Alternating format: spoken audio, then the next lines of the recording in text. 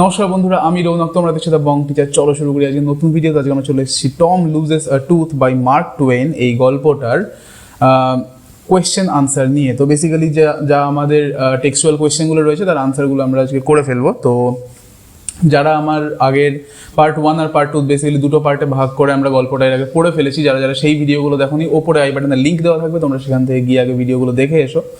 তাহলে তোমাদের এই টেক্সচুয়াল কোয়েশ্চেনগুলো আনসার করতে খুব সহজ হবে, তোমরা নিজে থেকেই আনসার করতে পারবে। তো আর দেরি না করে শুরু করে ফেলছি। এক্সারসাইজ 1 রয়েছে সবার ফার্স্টে, tick the correct answer from the given alternatives. এখানে অপশান দেওয়া রয়েছে, সেখান থেকে তোমাদের কারেক্ট আনসারটাকে টিক করতে হবে। Tom felt miserable on the mornings of, কোন সকালগুলোতে টমের মিজারেবল লাগতো। মিজারেবল মানে কি বলেছিলাম? মিজারেবল মানে বেদনাদায়ক, যন্ত্রণাদায়ক বা এই টাইপের আর কি। তো খারাপ লাগতো বেসিক্যালি টমের কোন সকালগুলো? সানডে না মানডে না থার্সডে না স্যাটারডে? আমরা সবাই জানি আমাদের সবার সেম সকালগুলোই খারাপ লাগে, সেটা হচ্ছে মানডে সকাল, সোমবারের সকাল। তাহলে option number B Monday is the correct answer. Option number B মানডের পাশের বক্সে টিক করে দেবে। Next question number 2, if aunt Polly was to know that Tom had a loose tooth she would. Aunt Polly যদি জানতে পারতো যে টমের একটা দাঁত নড়ছে, তাহলে তিনি কি করতেন? Call a doctor, bring him some medicines, surely pull it out, tell him to rest. কি করতেন? আমরা সবাই জানি যদি আন্ট পলি জানতে পারতেন যে টমের একটা দাঁত নড়ছে, সেটাকে তিনি পাক করে তুলে ফেলতেন। তো আনসারটা হবে surely pull it out. Option number C, surely pull it out হচ্ছে আনসার। সি এর পাশে যে বক্সটা রয়েছে সেখানে তোমরা টিক করে দাও। নেক্সট আমরা চলে আসছি এখানে কোয়েশ্চেন নাম্বার 3। কোয়েশ্চেন নাম্বার 3-তে কি বলছে? Tom drew his sore toe from under the. Tom তার ওই সোর মানে কি বলেছিলাম? কালশিটে পড়ে যাওয়া বা ঝিঝি ধরে যাওয়া, বেসিক্যালি ফিলিং যখন থাকে না একটা জায়গায়, সেটাকে সোর বলা হয়। তো টম ওর সোর হয়ে যাওয়া বা কালশিটে পড়ে যাওয়া বা বলতে পারো ঝিঝি লেগে যাওয়া সেই পায়ের আঙুলটা কোথা থেকে বার করেছিল? কিসের তলা থেকে? শীটের তলা থেকে, ব্ল্যাঙ্কেটের তলা থেকে, পিলোর তলা থেকে, না মসকিউটো নেটের তলা থেকে? তো মশারি, বালিশ বা কম্বল কোনোটাই নয়, বেডশিট গায়ে দিয়ে ঘুমোতো ওরা, বেডশিটের তলা থেকে বার করেছিল। তাহলে sheet is the correct answer. Option number A. Option number A, শীটের পাশে বক্সে তোমরা টিক করে দাও। Next question number 4, Sid flew down the stairs to call. Sid সিঁড়ি দিয়ে নিচে নেমে গেছিল কাকে ডাকার জন্য? ডক্টরকে, না ম্যারিকে, না নার্সকে, না আন্ট পলিকে? অবশ্যই সিড নিচে নেমে গেছিল আন্ট পলিকে রাখার জন্য। Option number D, aunt Polly is the correct answer. D এর পাশে তোমরা টিক করে দাও। Next question number 5, the thread that Mary got aunt Polly was made of. Mary aunt পলিকে যে সুতোটা এনে দিয়েছিল সেটা কিসের তৈরি ছিল? কটনের তৈরি, না জুটের তৈরি, না সিল্কের তৈরি, না উলের তৈরি? খুব ইজি, আমরা সবাই জানি এটা সিল্কের তৈরি ছিল। তাহলে option number C, silk is the correct answer. Option number সিতে তোমরা টিক করে দাও। নেক্সট চলে আসছি আমরা এবার কোয়েশ্চেন আনসারে। সবার ফার্স্টে 15 ওয়ার্ডসের আনসার লিখতে হবে, 15টা শব্দের মধ্যে লিখতে হবে এক্সারসাইজ 2-তে। কোয়েশ্চেন নাম্বার 1 কি বলছে? Which one of Tom's tooth had come loose. কোন দাঁতটা, টমের কোন দাঁতটা লুজ হয়ে গেছিল বা নড়ছিল? আনসার আমি আস্তে আস্তে বলে দিচ্ছি, তোমরা শুনে নাও, শুনে শুনে লিখে নাও। আনসারটা হবে হচ্ছে one of Tom's, Tom apostrophe S, Tom's upper front teeth had come loose. One of Tom's upper front teeth had come loose. তোমরা যদি কোনোটার মনে হয় তোমাদের স্পেলিং বুঝতে পারছো না, তোমরা অবশ্যই সেই জিনিসটা আগে নিজের মতো করে লিখে নাও, তারপর পুরো গল্পটা আবার পড়ো, সেখান থেকে তোমরা সেই স্পেলিংগুলো খুঁজে পাবে, সেখান থেকে স্পেলিংগুলো ঠিক করে নাও। আমি যদি স্পেলিং বলে দিই তাহলে কী হবে? তুমি শুনে শুনে লিখে নেবে, কিন্তু তোমার সেটা মনে থাকবে না। তুমি নিজে যখন খুঁজে দেখে স্পেলিংটা ঠিক করবে, তখন সেই স্পেলিংটা কিন্তু তোমার সারা জীবন মনে থেকে যাবে। ঠিক আছে? নেক্সট কোয়েশ্চেন নাম্বার 2 কি বলছে? How are Sid and Mary related to Tom. Sid আর ম্যারি টমের সাথে কিভাবে সম্পর্কিত, কি আত্মীয়তা ওদের রয়েছে? এটার আনসারটা হবে হচ্ছে, বলে দিচ্ছি আমি আবার আস্তে আস্তে, তোমরা শুনো এবং লিখে নাও। Sid is Tom's, TOM apostrophe S, Tom's brother, and Mary is his cousin. বোঝা গেছে? কাজিন, COUSIN, এটা কমন বানান, এটা তোমাদের সবার জানা উচিত। তাহলে Sid is Tom's brother and Mary is his cousin. বোঝা গেছে? Next question number 3, why did Tom ask Sid not to stair him. Tom কেন সিডকে নিজেকে নাড়াতে বারণ করেছিল? মানে সিড টমকে ডাকছিল কিনা, টম টম ওট কি হলো তোর? টম কেন সেটা করতে বারণ করেছিল সিডকে? এর আনসারটা লিখে নাও।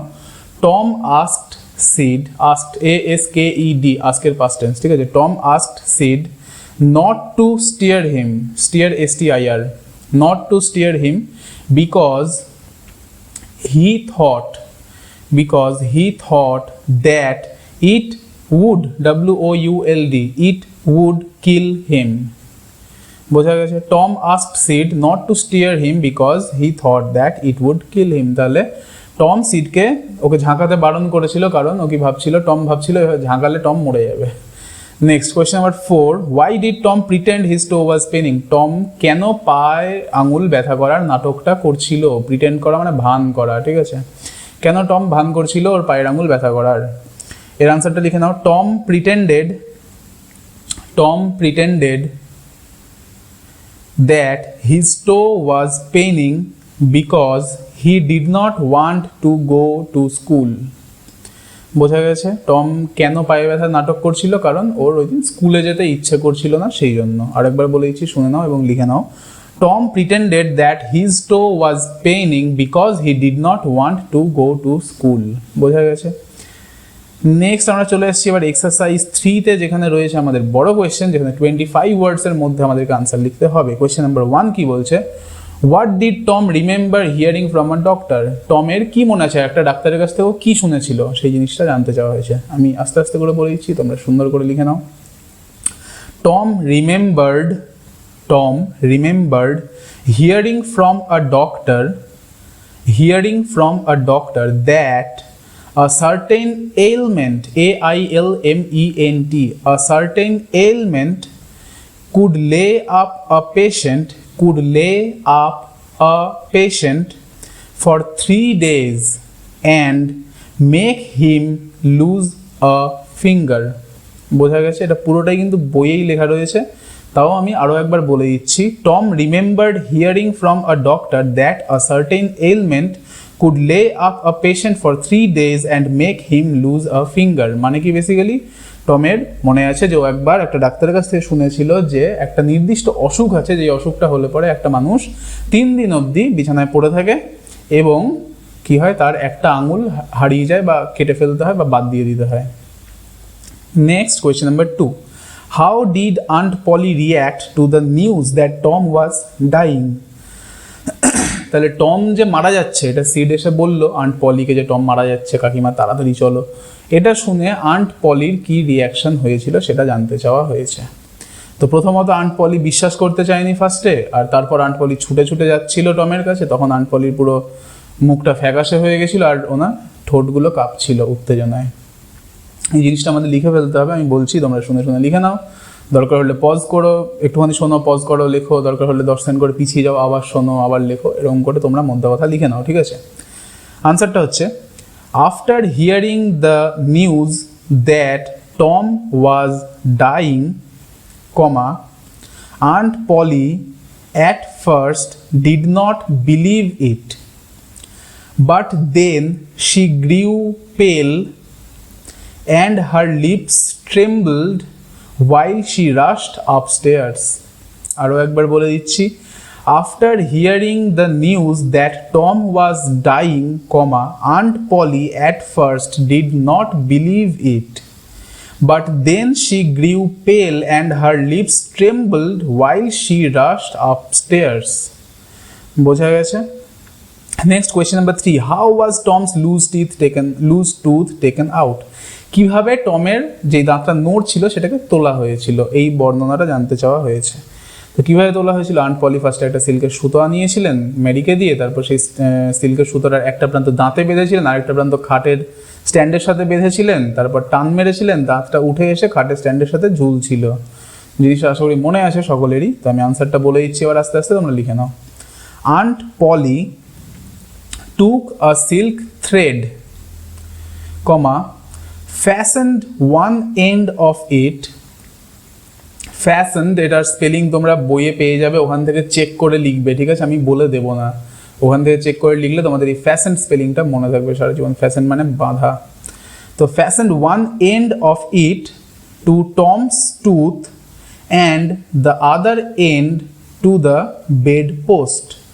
Then she pulled and took the tooth out and it hung dangling by the bed post.